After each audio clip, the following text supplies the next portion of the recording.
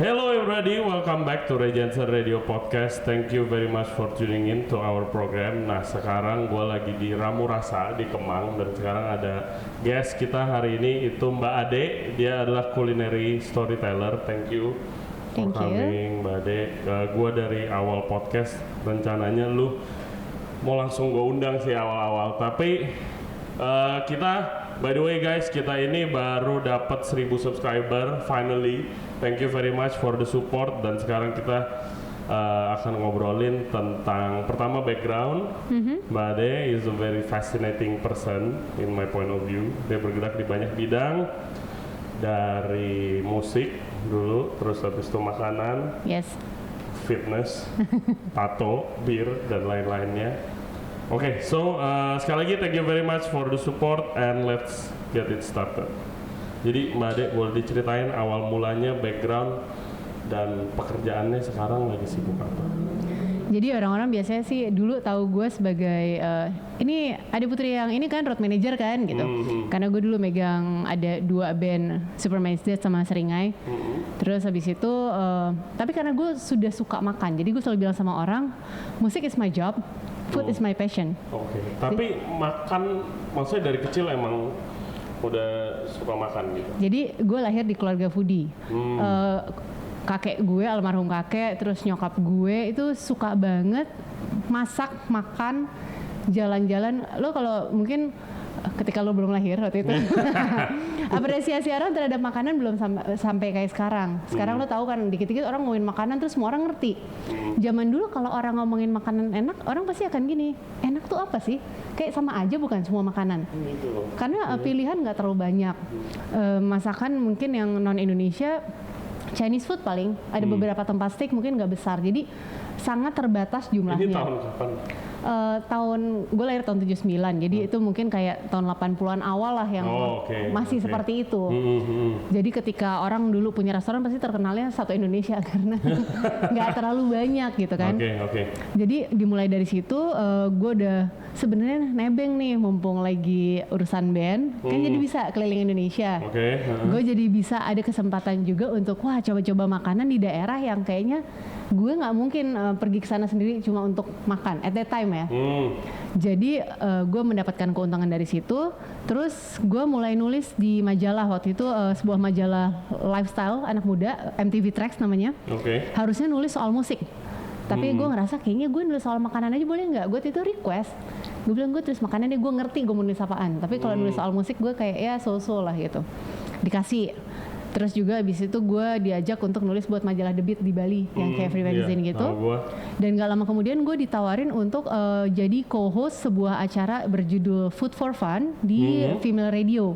Female Radio, Jadi waktu itu challenge-nya adalah gimana caranya ngomongin makanan tanpa adanya visual. Itu benar-benar dulu kayak lumayan susah sehingga kita hanya ngomongin hal-hal yang light banget, yang lucu-lucuan lah. Terus udah dari situ jadi orang udah mulai tahu nih, lo kalau misalnya tanya referensi makanan sama Ade aja. Mau ngedate, mau bikin acara keluarga, makannya di mana pasti semua orang nelfon gue. Dan gimana kalau misalnya ceritain makanan tanpa visual yang jelas? Kalau radio ini kan biarpun kita sebenarnya di sini jarang ngomongin makanan, ya kan, kita lebih ngomongin ke orangnya. Tapi kalau ya karena lu ngejelasin makanan tanpa lu di show makanannya kayak begini, gimana tuh? Jadi kalau yang waktu itu makanya gue bilang sangat ringan obrolannya, misalnya makanan apa yang lo sebaiknya tidak makan ketika baru pertama kali ngedate. Jadi lucu-lucuan kan, misalnya gue bilang lo jangan makan pete, jangan makan yang aromatik karena siapa tahu pasangan lo nggak suka. Terus juga jangan makan kepiting. Kenapa jangan makan kepiting? Soalnya gue pernah dulu baru pertama kali ngedate makan kepiting, gue tuh terlalu fokus. Terus habis itu si yang akhirnya jadi cowok gue itu dia ngomong gini, kamu ini ya nyebelin banget kalau makan kepiting, nggak diajak ngobrol. Lo terlalu fokus ya, maaf ya gitu ya. Oke, ngerti. Jadi lebih yang kayak gitu. Kalau sekarang misalnya sampai ini kan gue udah nggak siaran lagi, tapi kalau kita ngomongin sekarang akan lebih mudah karena orang rata-rata udah suka makan. Iya, sekarang siapapun dia foodie sih. Iya, begitu lo omongin itu tuh yang begitu dibelah ada kejunya meleleh, semua orang tuh langsung main. Iya kan, visual ininya, imajinasinya tuh main gitu. Zaman dulu ngomongin kayak ada yang leleh, kayak mereka yang apaan nih leleh, emang lilin. Iya. Oke, terus lu gimana caranya dari situ terus lu jadi seperti sekarang yang kayak one of the top expert of Indonesian food, culinary. Jadi bukan food tapi culture juga gitu kan. Jadi sebenarnya ada sedikit keberuntungan juga dengan suka nulis macam-macam kan ya. Akhirnya suatu hari yang ngirim gue message itu di DM Instagram dan di Twitter itu Om William Wongso. Orang yang gue look up banget. Jadi dulu ada 2 orang yang gue look up banget, itu Om William Wongso karena gue tuh SMA nggak sengaja makan di sebuah acara, gue sampai ngecek ini siapa yang masak. Oh ini dari catering William Wongso. Gue langsung gue catet nama orang itu, kan zaman dulu nggak ada internet. Kayak ini orang hebat banget nih masakannya gitu. Sama masakan apa Mbak Ade? Waktu itu di ulang tahunnya Om Adri Subono itu, jadi dia bikin sate sebenarnya kayak bolalot. Tapi not exactly bolalot, modifikasi lah gitu. Zaman dulu juga ngomongin bolalot orang nggak banyak yang tahu, kecuali lo sering keliling ini kan keluar negeri. Jadi buat gue itu udah merupakan sesuatu yang wah gila nih apaan nih, gue belum pernah, gue suka. Terus juga almarhum Pak Bondan karena tulisannya menurut gue sangat bagus. Jadi ketika di DM, lo bayangin ini berasa yang kayak wah gila seru banget, diajakin ketemuan untuk makan rame-rame. Dari situ terus Om William bilang, saya suka nih cara kamu nulis makanan, ngeliputnya seperti ini seperti itu. Terus akhirnya bertemanlah dan diajakin untuk gabung di Aku Cinta Makanan Indonesia. Oh gitu. Ya Achmi ini ya. Iya. Coba tell our listeners and viewers about Achmi. Jadi Aku Cinta Makanan Indonesia ini diinisiasi oleh Mbak Santi Syarat dengan Om William Wongso. Tujuannya buat apa sih? Salah satunya adalah mempromosikan, mendokumentasikan masakan Indonesia, memperkenalkan. Karena yang sudah pernah terjadi waktu sebelum si Achmi ini dibuat, kita mungkin tahu di CNN waktu itu rendang masuk nomor 1. Iya. Gue inget tuh. Iya kan, dan ada nasi goreng juga. Banget, ya. But you know why? Kenapa menang? Pertama, ketika ada urusan voting biasanya Indonesia pasti nomor 1. Karena kita tuh nasionalisme kita besar ketika urusan gitu-gitu. Pokoknya jangan sampai kalah gitu kan. Betul. Semua orang langsung ngirim ini kekuatan vote-nya gitu. Tapi siapa yang masukin si rendang itu di sana? Bukan kita. Artinya kita tuh beruntung. Kita beruntung ada di sana.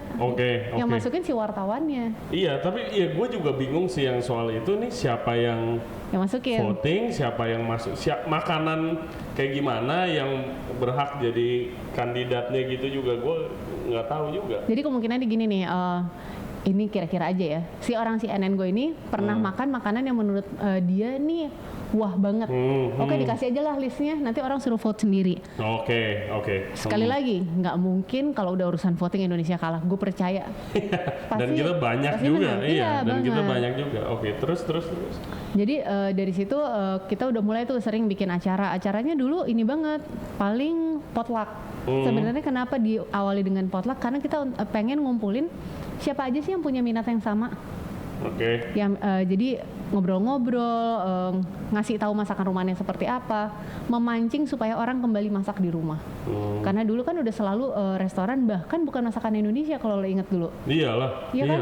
Dulu tuh kayaknya makan masakan luar negeri tuh prestigious banget, sementara makan masakan Indonesia tuh kayak yang apaan sih, biasa aja lagi. At the same time kayak gue tahu tuh kebanyakan waktu lagi restoran lifestyle boom tuh dari 2010 ke sini kan semua orang kayak makannya western. Tapi tetap aja biarpun kayak makanan western prestigious, makanan Indonesia itu yang kayak tadi lu bilang apa sih gitu kan. Tapi setiap restoran pasti ada nasi goreng, sop buntut, dan yang laku kebanyakan itu juga sebenarnya gitu kan. Karena itu sebenarnya makanan yang nyaman di lidah kita. Kita lahir dan besar menikmati makanan-makanan itu. Jadi tanpa mengesampingkan enaknya makanan Itali atau makanan Meksiko segala macam, tetap kalau lagi lo pengen makan apa, yang langsung cepet banget itu masakan Indonesia. Iya, pastilah. Dan lu dari Achmi ini dari mulai potluck dan sekarang kan lu udah kalian udah bikin kayak trip kemana dan minggu lalu juga guys gue juga diundang ke sini yang lu habis balik dari pulau K itu ya kan, dan gue dan banyak chef lain juga kayak amazed lah, kayak lihat ternyata Wah, ya gue tahu Indonesia tuh banyak yang belum di discover sama orang-orang khususnya di Jakarta gitu kan, nggak tahu. Tapi kayak begitu gue lihat videonya yang kayak bakar batu, ya kan, terus habis itu yang teknik apa? Yang itunya di bawah, ya kan, terus habis itu minyaknya turun, ikannya. Itu bakar batu. Iya, it's very very interesting. Terus ada yang kayak ngambil uni fresh langsung dimakan, yang kayak itu yang kayak gitu. Dan mulainya gimana tuh? Jadi memang awalnya itu tadi kan kita pengen nyoba yang gampang-gampang deh, belusukan pasar, rame-rame. Udah mulai ngajakin anak muda.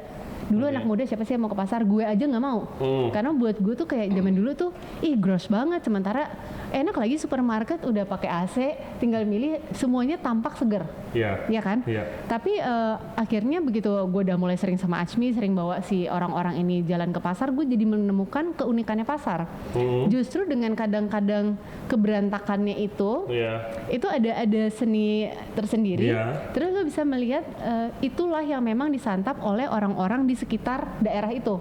Jadi misalnya let's say gue zaman dulu berpikir bahwa orang Makassar itu setiap hari makannya coto ya.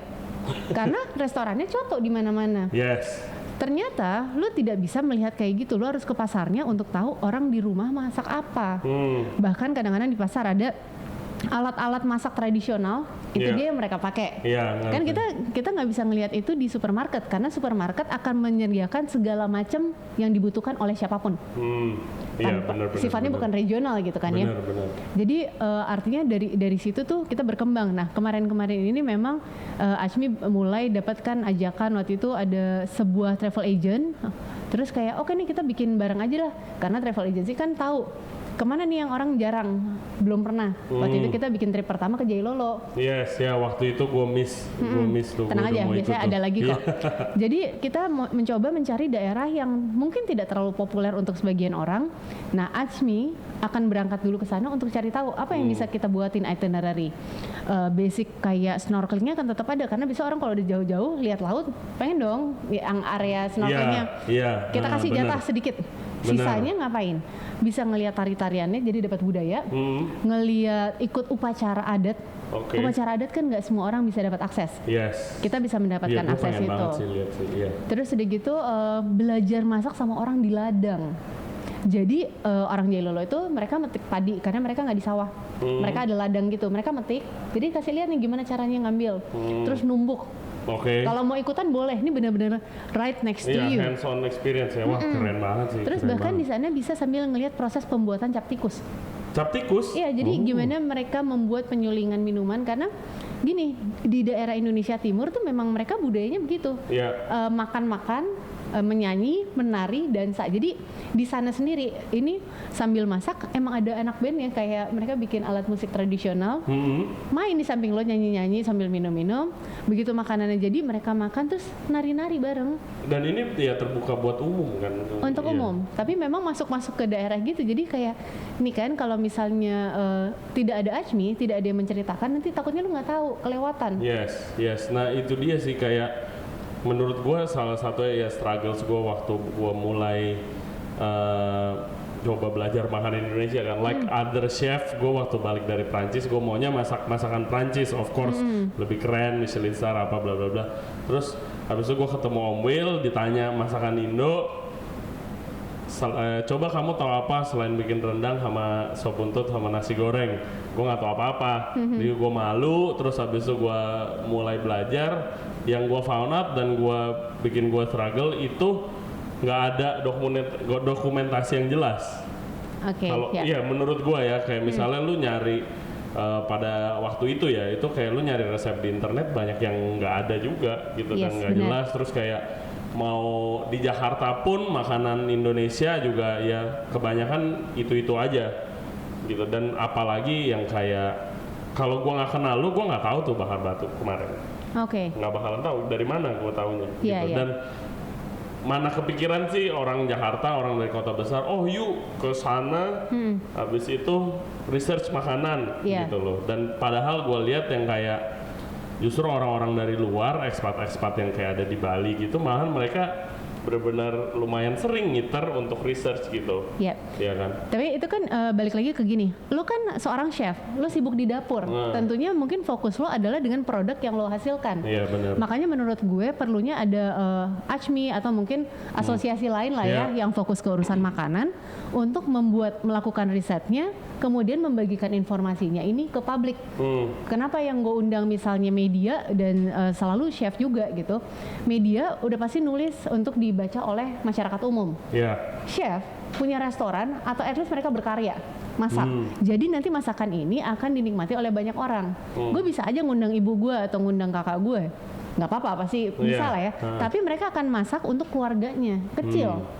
Gue pengen yang skopnya lebih besar sehingga si masakan Indonesia ini nanti dikenalnya oleh bener-bener banyak orang. Iya benar. Dan lo awalnya emang sebelum ACMI lo udah sering ngiter-ngiter kemana untuk research makanannya atau baru mulai waktu ada ACMI? Sebelum ACMI itu memang gue sudah mulai, tapi sebatas kayak pertama biasalah restoran. Belum nemu kayak masakan Indonesia seru, tapi nggak tahu poin uniknya itu di mana. Lama-lama akhirnya gue sadar bahwa seperti ini, kalau misalnya kalau bukan kita, masa jadi orang lain? Bukannya nggak mau kalah sih, tapi misalnya sama seperti lo adalah seorang chef Indonesia, lo mau menjadi chef yang ahli masakan Prancis, lo kasih tahu di Prancis ada yang jauh lebih banyak, gitu kan? Jadi kenapa bukan kita? Karena toh kita ada di Indonesia, akses kita terhadap si informasi ini harusnya lebih dekat gitu kan? Jadi cita-cita gue boleh langsung gue sampein aja ya, ini yang seiring berjalannya apa yang kayak kemarin gue lakukan itu, mengundang orang dan menyebarluaskan, nantinya tuh gue pengen bikin seperti workshop. Jadi ini mimpi yang menurut gue kalau memang bisa diwujudkan oleh orang lain, please do gitu. Gue sangat senang banget karena ada banyak hal. Kita tuh punya banyak food writer kan, banyak food blogger. Ada apa sih sekarang pakai YouTuber gitu kan. Kerjanya makan terus kemana-mana jalan. Berarti udah enak nih, tinggal gimana membekali mereka dengan senapannya dengan peluru yang baik. Jadi gini, gue ngelihat mereka udah suka jalan-jalan, tapi biasanya masih umumnya yang di review tuh lebih tentang kayak suasana tempatnya. Wah, tempatnya keren banget, Instagramable.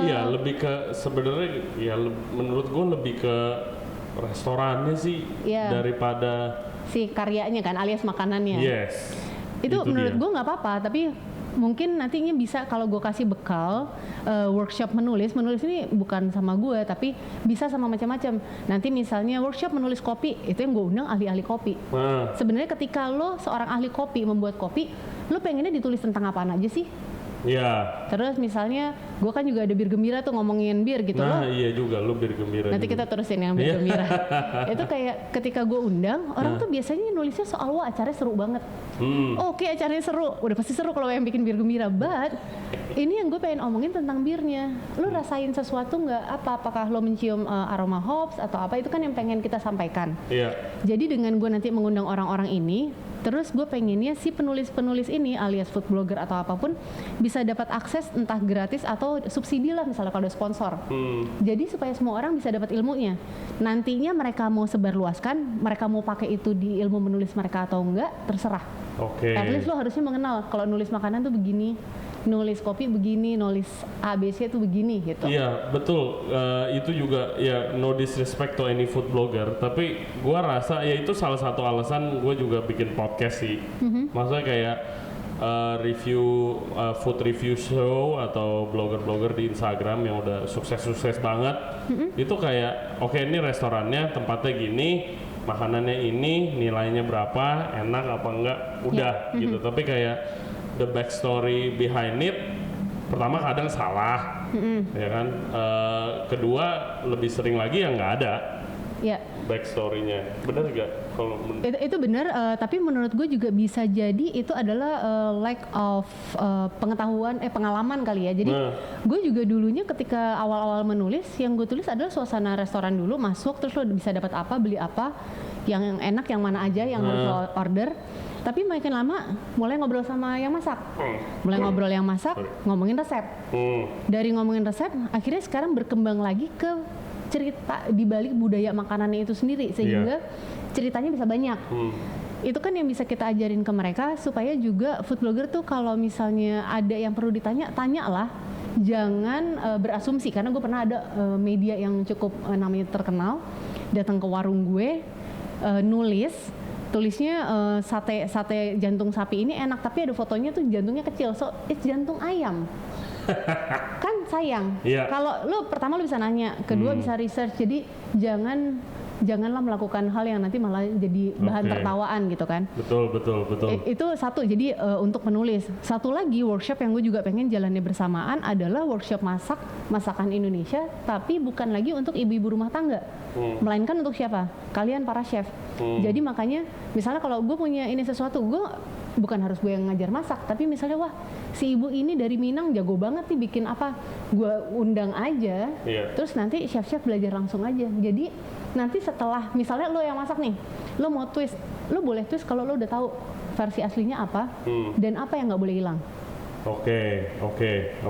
Apa yang nggak boleh hilang tuh maksudnya gimana? Jadi kan kalian pasti misalnya suka twist sesuatu dengan bahan yang lain. Oh iya kan? Sembarangan twist, ntar makanannya udah berubah gitu. Menurut gue sebenarnya kadang-kadang nggak apa-apa juga, namanya lo kreasi kan. Tapi siapa tahu ada hal yang misalnya, kenapa sih rendang itu dimasak sampai sekian lama? Iya. Karena yang pengen didapatkan adalah proses karamelisasi dari si santan tua. Betul.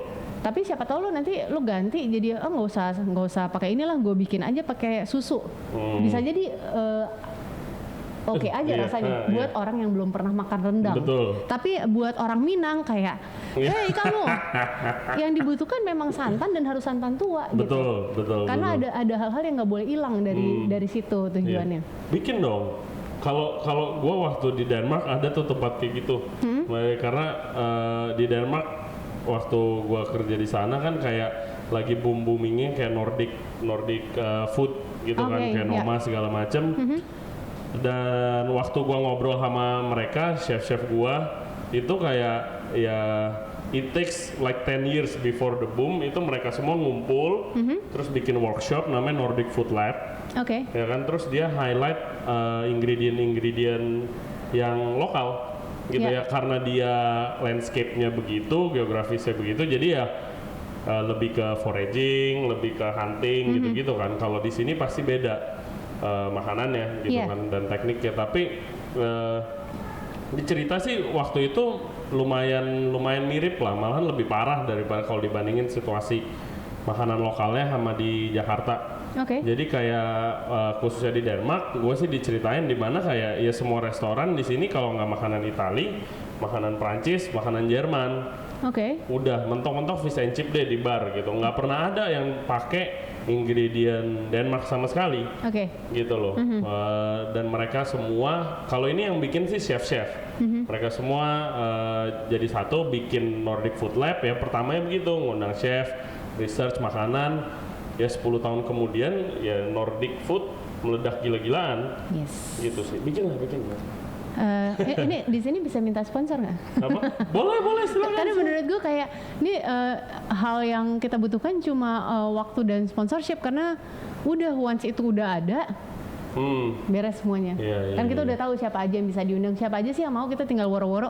Lu gue kasih deh, bayangin disubsidi gitu. Jadi yang chef perlu kasih itu hanya waktu. Toh perlu dong R&D gitu. Perlu lah, perlu pasti.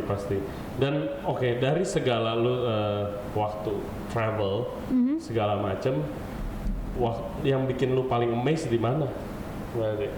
Semua tempat itu ada hal yang menarik ya. Jadi misalnya gue kan sering banget ke Bali, bolak-balik berasa udah kayak tamat deh masakan Bali apa sih yang gue belum pernah coba gitu. Tapi kemarin menarik banget, suatu hari gue lagi jalan-jalan mau keliling warung-warung lawar di Bali yang nggak terlalu sering gue sentuh gitu. Terus tiba-tiba ada satu pasar gue lewatin, jadi gue udah bilang wah nanti mau lewat sini nih.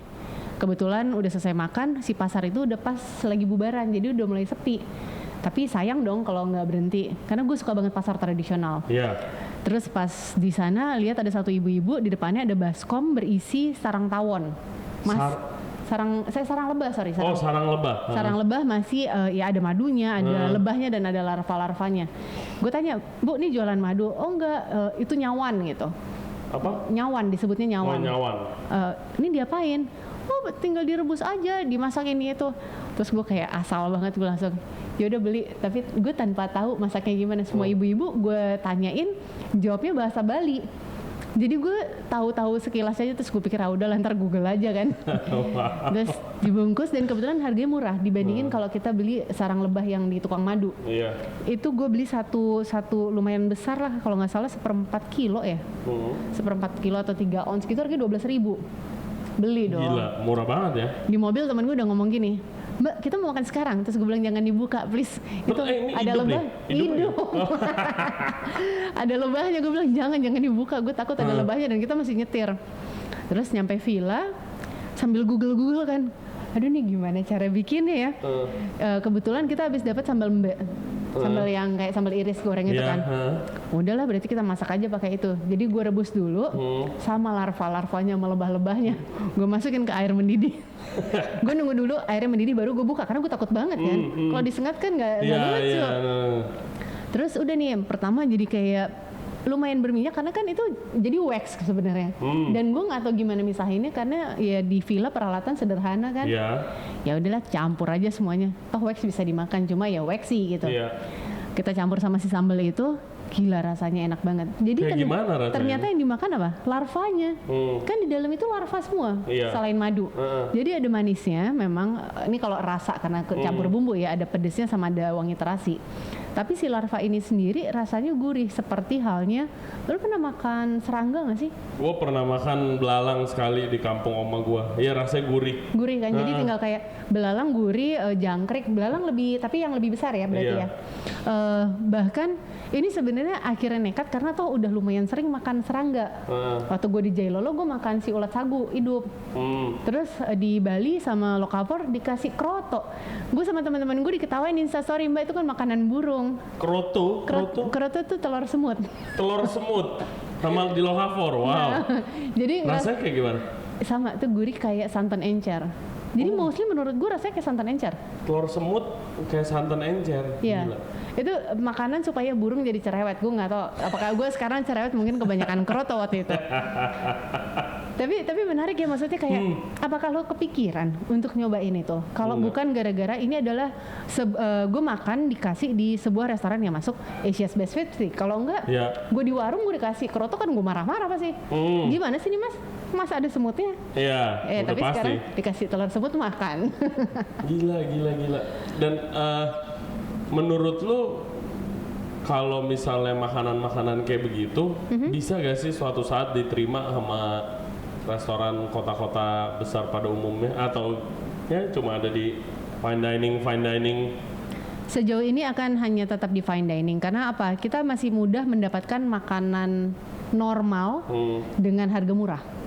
Jadi kalau kita ngomongin Indonesia itu apapun tren itu ada, makanya mereka semua langsung kayak semua orang pergi ke sana.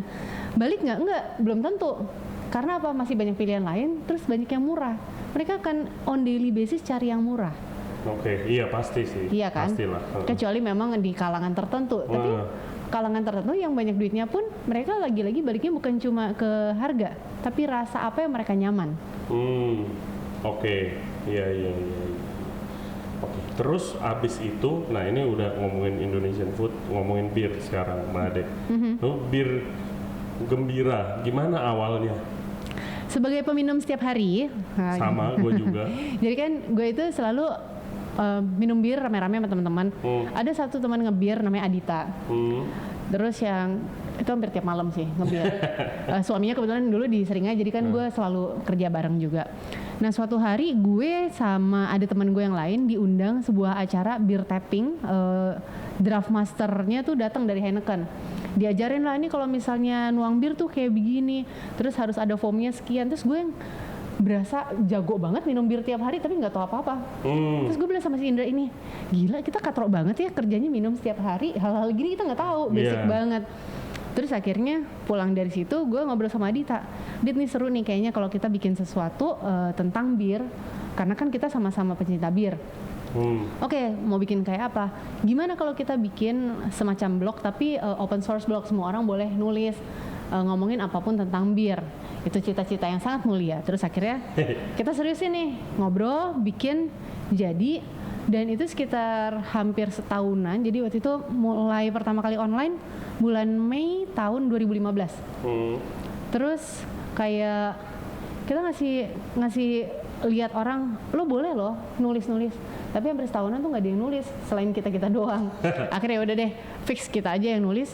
Tapi yang menyenangkan adalah ini berkembang dengan cepat secara organik. Kenapa? Karena nggak ada di Indonesia yang ngomongin bir. Sama sekali nggak ada media yang khusus ngomongin.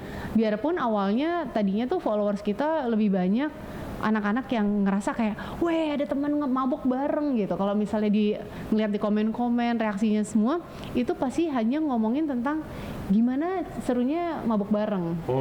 Nah padahal di situ kita pengen mengedukasi orang tanpa berbentuk sok tahu. Lo tau kan begitu lo udah sok tahu nggak ada yang dengerin lo. Begitu lo menggurui, kamu jangan minum banyak-banyak.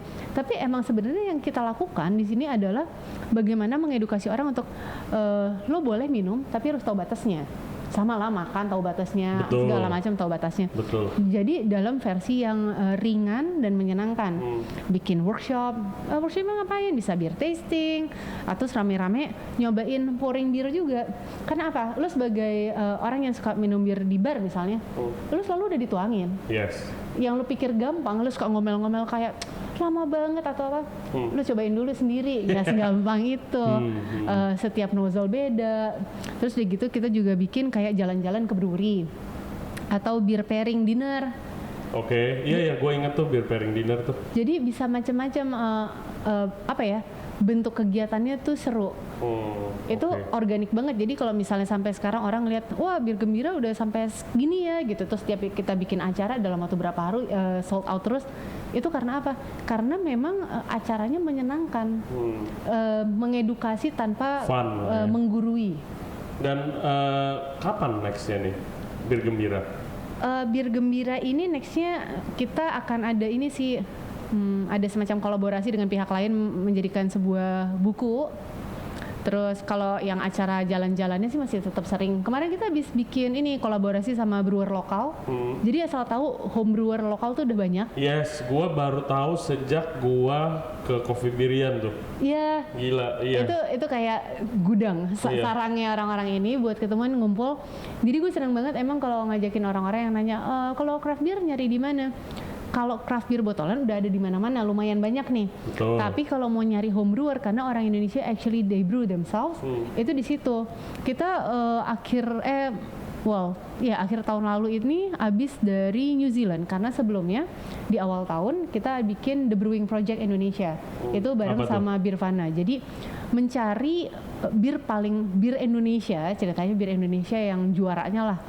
Jadi hanya untuk home brewer yang orang Indonesia dan membuat dengan bahan lokal. Bahannya harus ada salah satu bahan Indonesia lah. Pemenangnya namanya Benson, dia bikin Koko Pandan. Koko Pandan Nipa. Jadi bukan cuma itu yang menarik. Jadi lo pikir satu nih Koko Pandan. Yang masuk submissionnya ada yang pakai kopi, ada yang pakai teh, ada yang pakai melinjo. Dan ada satu favorit gue, dia bikin kembang 7 rupa. Itu kayak gue minum deh di Coffee Birian kalau nggak salah ya. Dia sempat bikin lagi. Gitu. Dia sempat bikin lagi tapi nggak sampai 7 rupa, mungkin kayak 5 atau apa. Soalnya nggak lengkap. Dan iya gila, gue amazed banget waktu ke Coffee Birian itu gue diajak temen gue kayak gila.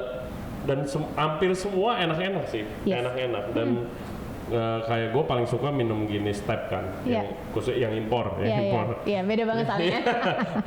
Dan begitu di sana gue dikasih satu, gue lupa namanya, tapi itu enak banget dan mirip. Ada satu yang mirip banget, tapi gue ingat harganya mahal, kayak 125 gitu satu gelas. Gue kayak ini terus, tapi barternya bilang kayak ini mirip loh sama Guinness impor rasanya. Oh seriusan? Ya udah gue beli. Wah gila, enak banget. Dan gue sekarang hampir setiap Jumat kesana jadinya, Mbak. Sama. Well anyway, jadi emang kalau misalnya orang bilang, gue nggak suka bir, gue selalu bilang mungkin lo belum menemukan bir yang tepat. Yoi. Dan Mbak Ade, thank you banget nih udah jadi guest kita. Dan gue dari sini aja gue belajar makin banyak lagi tentang makanan Indo dan tentang bir. Semoga sukses di proyek-proyek ke depannya. Sama-sama, thanks for having me. Dan guys, thank you very much. for listening to our podcast. Jangan lupa follow Instagram kita di Ray Jensen Radio. Follow gua di Ray Jensen. Follow Mbak Ade. Instagramnya apa Mbak Ade? Miss Hot Rod Queen. Miss Hot Rod Queen. Jangan visit Coffee Birian. Ya kan? Dan follow juga Achmi dan semua proyek-proyeknya di Instagramnya Mbak Ade tuh banyak banget foto makanan dan bahan-bahan Indonesia, dan dari captionnya pun kalian bisa belajar banyak banget lah. Dan jangan lupa juga subscribe kita di Ray Jensen Radio di YouTube, follow kita di Apple Podcast, Google Podcast, Spotify, dan juga Anchor App. Thank you very much for listening. We'll see you next time. Bye bye.